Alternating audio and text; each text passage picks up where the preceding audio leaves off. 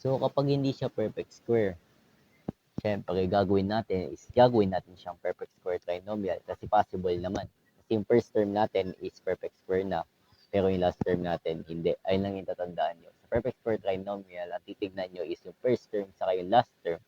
Yung first term saka yung last term, kung perfect square ba silang dalawa, ibig sabihin, pwede natin siyang ipaliitin or may tawag dun eh. Kasi ito yung expanded form, di ba? Or yung sagot sa example, meron tayong x plus 1 raised to 2 kasi magiging dalawa yung sagot niyan. That would be x squared, then x plus x is magiging 2x, tapos plus 1, so magiging trinomial yung sagot. So, ibig sabihin, ang gagawin natin dito, ang goal natin ngayon is ibabalik natin itong trinomial into something like this. Now, paano natin gagawin dyan? Una mong titignan is yung constant sa dulo. Kasi siya lang naman hindi perfect square, di ba? Ano yung constant sa dulo? 13. Ito. Mag-iisip ka ngayon ng isang perfect square na malapit sa 13. Kapag, example, kapag hinanapan mo yung square root ng number na yun and is magiging whole number. Gets ba? Ano yung pinakamalapit na sa 13? Hindi tayo titingin sa 14 ababa, 13 pababa. So, square root ng 13, meron naman, kaso nga lang, may point or may decimal. Next, baba ulit tayo ng number, square root ng 12, hindi rin siya perfect square. Square root ng 11, hindi rin. Square root ng 10, hindi rin.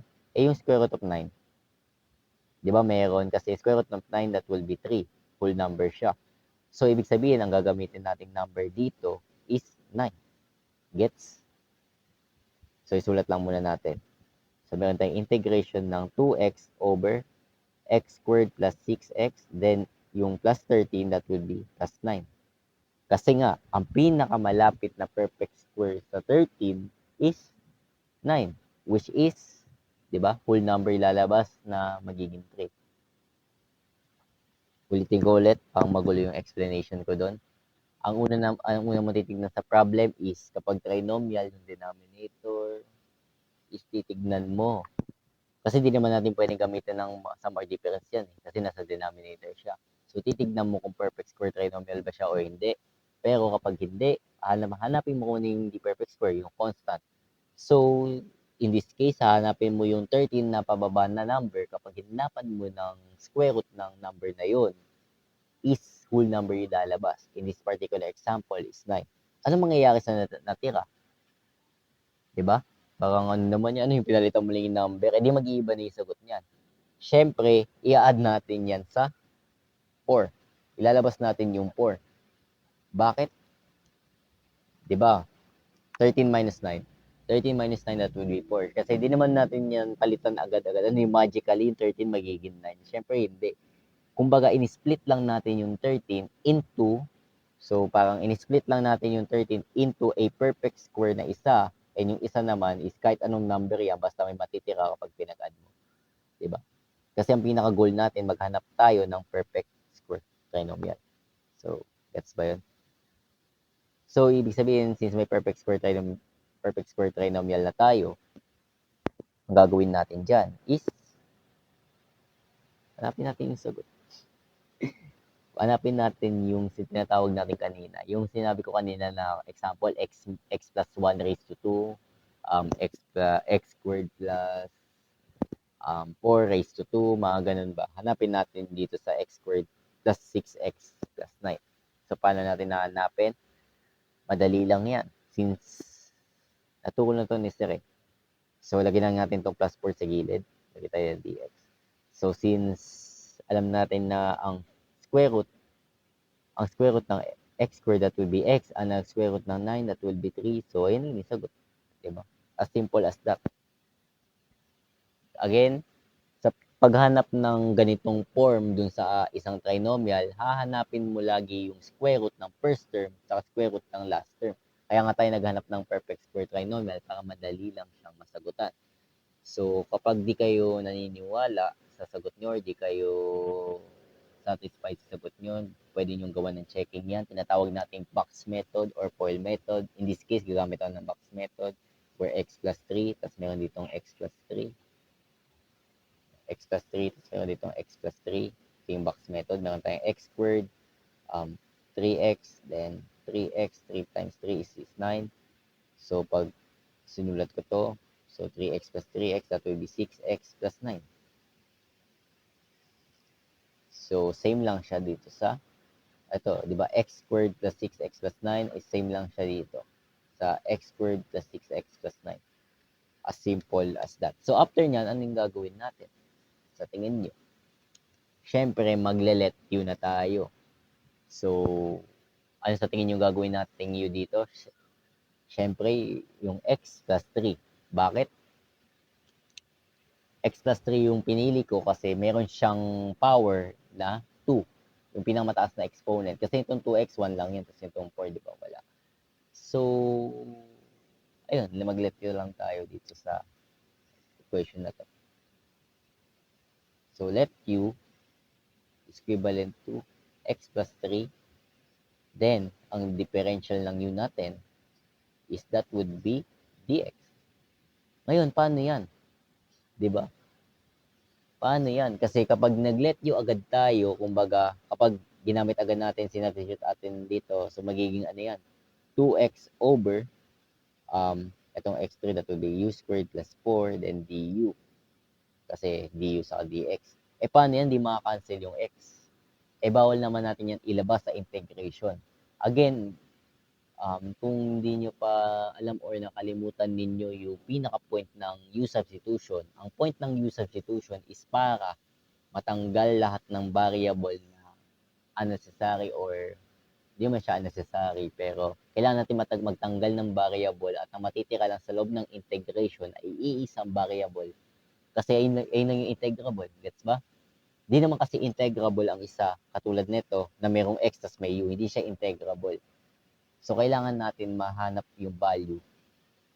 Pang example lang yun dun sa, sa algebra lang or sa, sa algebra. Di ba kapag algebra ba yung may polynomial, binomial? Di ba kapag kunyari, meron tayong, kunyari, sige, example. Kunyari, meron tayong, sa physics din to yung last na ginawa ko. Kunyari, meron tayong a squared plus b is equals to 1.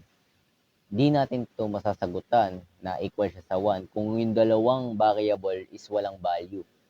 Kung isang may value, mas madali na natin sagutan yung example, gawin natin itong 1 squared plus equals to 1. So, ibig sabihin, 1 lang yan, edi yung b natin, that would be, syempre, 0. Ay, ba't naging 0 to? That would be 0. Kasi 1 plus 0 is equals to 1. Parang ganun lang din. Kapag yung dalawang variable natin is walang value, unknown pa rin yung magiging sagot kasi nga yung dalawa yung nawawala. Impossible natin masagutan. Yan yung a squared sa b walang value. So, pag in-apply natin yung rule dito, kapag walang value yung x, yung u meron, yung x plus 3. Pero kapag walang value yung x, di siya integrable kasi meron tayong 2 variable sa isang integration. Yan lang.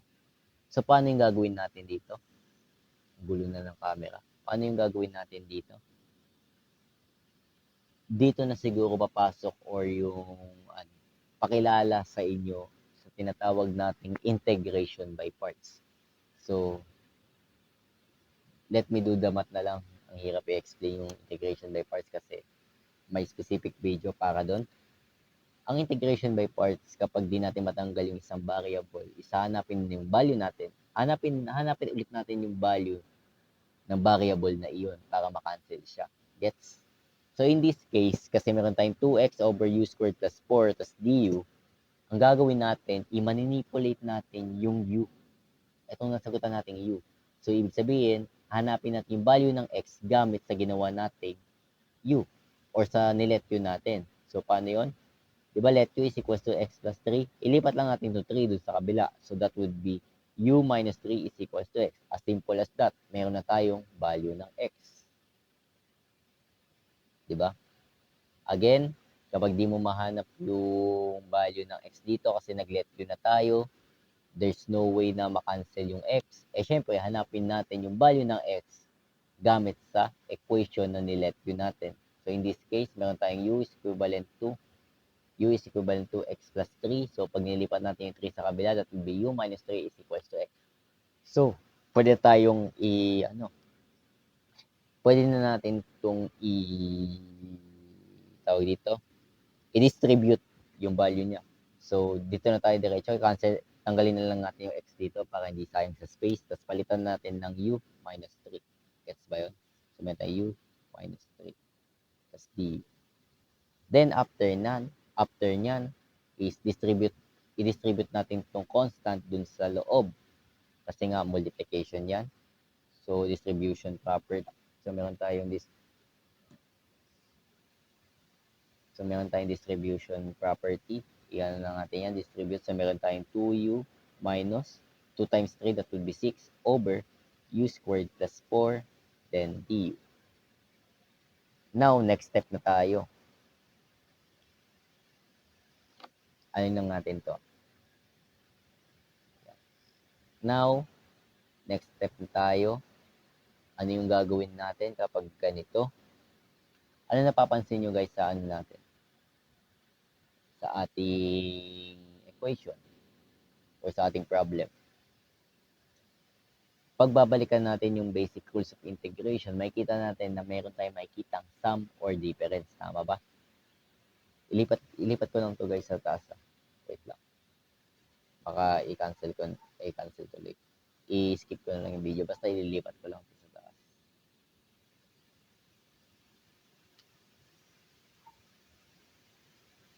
So let u equivalent to x plus 3. Then derivative dx.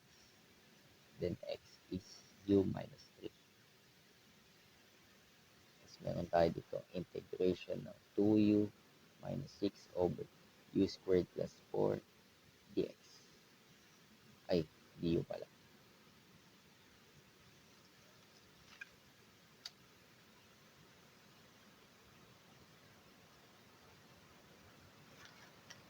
So, nilipat ko lang to guys sa taas. Dinilit ang putik. Binuka ko lang yung mga kaninang previous step kasi ito lang yung kailangan natin. Tapos, wag natin kakalimutan yung nilet yun natin. Now, bakit wag kakalimutan? Malaman nyo mamaya. Kaya nilagay ko yan sa taas. Now, anong gagawin natin dito? Makikita natin na ito ay isang sum or difference. So, pwede natin yung paghiwalayin. So, meron tayong integration ng 2u over u squared plus 4 du. Then, minus integration ng 6 over u squared plus 4 du. Any violent reaction about dyan? So, wala. Ano lang yan, pinag-iwalayin ko lang kasi sum or difference sila. So, sa mga medyo nalilito about sa sum or difference dun sa basic rules, magamit lang natin yung sum or difference based sa numerator guys kapag ganito, kapag fraction. Baka sa isipin na iba, sum or difference din itong denominator. So, pwede yung magiging 2u over u squared tapos 2u over 4. Hindi guys, sa numerator lang yun. Kapag merong sign yung numerator na plus or negative, doon mo lang pwede magamit yung sum or difference. Pero never mo siya magagamit dun sa denominator. Kasi, ayun yung pinaka-rule. Now, after that, ano next sa tingin nyo gagawin? Siyempre, mag-focus muna tayo dito sa unang part. Tama ba? Huwag muna natin itong pakialaman. Kasi, parang parang dalawang integration sa iisang tanong. Medyo nakakalito. So, unahin muna natin itong una. Bubukayin ko ito mamaya. So, sa una, mapapansin nyo na meron na naman tayong u, then u squared plus 2. So, may yun na naman. Di natin makakancel yung u. Gets ba? Di natin makakancel to. Again, sa integration, that may matitirang isang variable lang dyan para maging integrable yung isang equation. Pero in this case, may dalawa na naman tayo. Di naman natin sila pwedeng i-cancel kasi nga binomial or may two terms tayo dito sa ating denominator. So, paano yan? Magle-let u tayo again dun sa ating first term. Dami nating nilet yun, no? Pero this time, magagamit tayo ng ibang variable kasi nga, yun na siya. Yun na yung pinaka-variable niya dito. So, mag-iisip ka lang, kahit anong gusto mong letter. Letter C, kung gusto mo N, gusto mo dalawang letter NP, ganun. LOL, mga ganyan. Pero para sa akin, lagi ko ng F kasi, okay, sorry. Maglagay lang tayo dito ng, maglagay lang ako dito ng let f. Hindi ba ko lang variable, u substitution pa rin to. But in this case, magiging f substitution kasi nga u yung variable natin. So let f is u squared plus 4. Bakit yung ginamit ko? Kasi nga, dalawa yung term. Alam niyo na yun about sa ano, di ba? Alam niyo na yun sa u substitution. Hindi ko na masyadong i-explain yan. Basta ginawa kong let f yung u squared plus 4. So, pag ginanap natin yung differential niyan, that would be 2u du. And, i-divide both side lang natin to dalawa sa 2u. So, maka-cancel to. And that would be du is equivalent to df over 2u. So, nag-let f tayo dito. Pwede natin itong i-bukayin. Lipat ko lang din itong let f sa kabila. Dito. Para di tayo masyadong malito. Dami nating gagawin dito sa isang tanong, no? Ilang minutes kaya to? Feel ko mga 30 minutes. So, nilipat ko lang itong ginawa nating let f sa kabila. Dito. Nilipat ko lang yan dyan. So, ngayon, ano yung gagawin natin? Siyempre, i-distribute agad natin yung value. So, ibig sabihin, ito ay 2u as is, tas yung ginawa nating f is u squared plus 4, makikita natin dito yan. So, nilet f ko yung u squared plus 4, and that will be 2u over f. Then, meron tayong du, magiging df yan over 2u, based dun sa ginawa nating let f. Kasi ito yun, yung du daw is df over 2u, tapos yung f is u squared plus 4. So, yan. Now, pwede natin makancel yung 2u. Ang matitira is integration ng 1 over f df. And alam naman natin na ang integration ng 1 over any variable or variable then naka-raise to sa negative 1, mag-result to sa ln. So, meron tayong ln. Ano yung f natin? Di ba lnf yan? Ano yung f natin? Ang f natin is u squared plus 4. Di ba? Ano yung u squared plus 4? Ano yung u natin? Di ba? Yung x plus 3. So, meron tayo ditong sige, isa-isa lang muna natin. Ano yung f natin? Is u squared plus 4. May variable pa tayo. Alam naman natin na ang u natin is x plus 3 squared plus 4. So, sagutan na agad natin to. Ang x plus 3 raised to 2, nasagutan na natin yung kanina. That would be x squared plus 6x plus 9. Then, may matitirang plus 4. Dalawang constant, i-add na lang natin to. And that would be plus 13. Medyo in-skip ko na guys kasi more on logic naman na agad yun. So, meron tayong ln ng x squared plus 6x plus 13. Ito yung sagot natin doon sa ating first. Wala pa tayo dito sa pangalawa. So, ayan. Pwede na natin bukayin yung let f. Tapos na tayo dyan. Pwede na natin din itong bukahin. Ilipat na lang natin itong sagot dito sa baba ng ating first term. First term ang putik. Tama. Yung first integration natin. Plus 6x plus 13. Bukayin ko na ito sa baba. Ngayon, proceed na tayo sa pangalawa. Ano mapapansin nyo sa pangalawa? Okay, sige. Para mas malinaw man kayo.